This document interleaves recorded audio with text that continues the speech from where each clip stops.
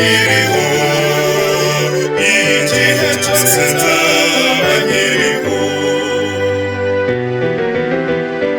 Hahirwa uw'Imana ya Yakobo ibereye umuvunyi, azakiringira gusa Uhoraho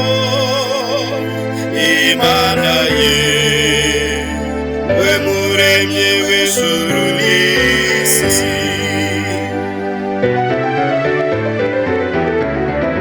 Singizwa gusingiza Nyagasani, gusingiza igihe cyose nkiriho, igihe cyose nzaba nkiriho.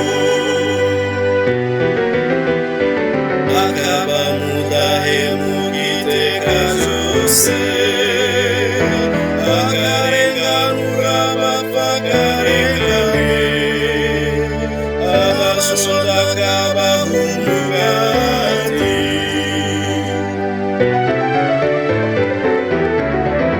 Singizwa gusingiza Nyagasani, gusingiza igihe cyose nkiriho, igihe cyose nzaba nkiriho. Uhoraho agorora ingingo z'abahinamiranye, Uhoraho agakunda ab'intungane, Uhoraho arengera abavamahanga.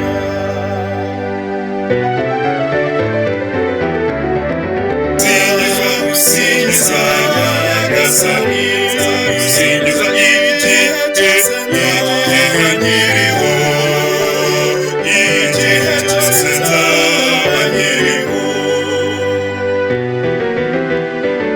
Agashyigikira imfubyi n'umupfakazi, Uhoraho ni nyir'ingoma ubuziraherezo,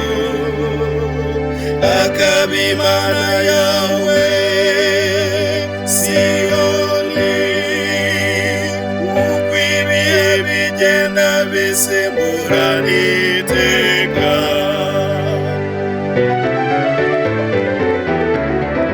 singizwa gusingiza Nyagasani,